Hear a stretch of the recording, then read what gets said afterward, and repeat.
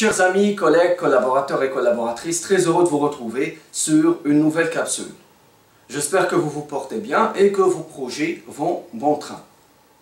Je travaillais sur une capsule dédiée aux Civic Skills en automne dernier lorsque la suspension du projet du bachelor a été prononcée par le nouveau ministre de l'Enseignement supérieur. Cette suspension fait suite à l'avis du Conseil supérieur de l'éducation, de la formation et de la recherche scientifique sur le projet de loi numéro 2-21-125 destiné à changer et à compléter le décret numéro 204-89 promulgué en 2004 en ce qui se rapporte aux attributions des établissements universitaires et les filières des études supérieures. Je consacre donc cette capsule à quelques aspects de cet avis pour trois raisons. La première, c'est que quelques collègues, en voulant me taquiner, m'ont dit « Alors ça y est, le bachelor c'est fini et toi non plus, on ne te voit plus ». Histoire de dire que mon apparition en capsule serait tributaire du projet du bachelor, ce qui est tout à fait faux.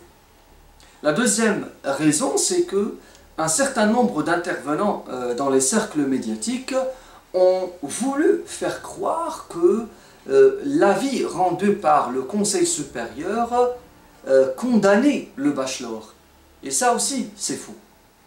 La troisième et dernière raison, c'est que cet avis est tellement intelligible qu'il conditionne l'aboutissement de tout projet de réforme instaurée au sein de l'université marocaine par un élément que nous allons découvrir chemin faisant.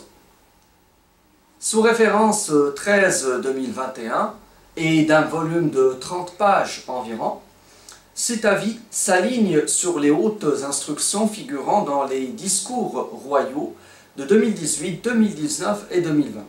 Il faut rappeler que cet avis a été sollicité par le chef du gouvernement sortant le 13 septembre 2021.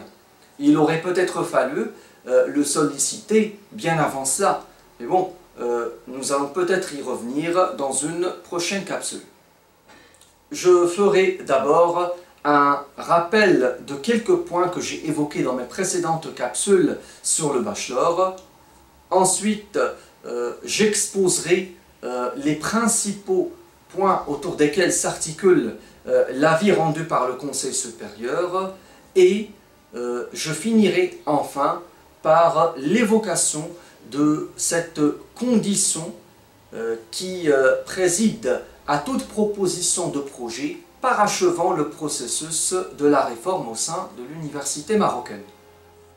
Commençons, si vous le voulez bien, par un flashback. C'est parti.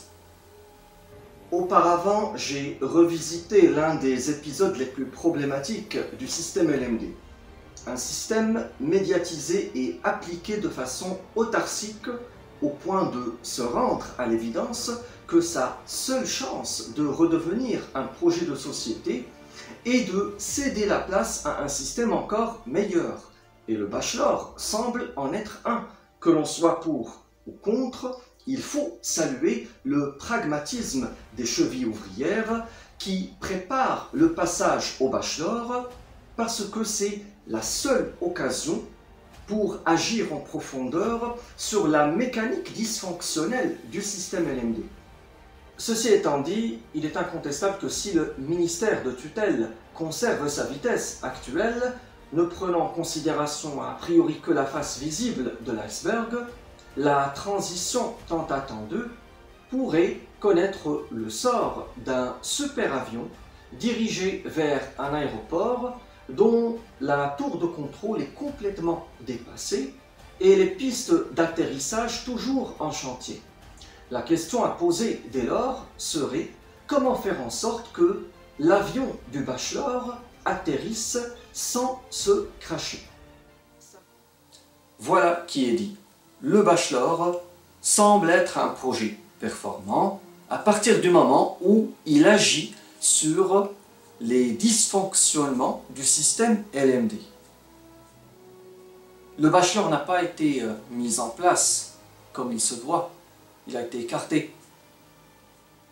Maintenant, nous sommes en présence d'un ministre qui propose un projet dénommé l'Université 4.0.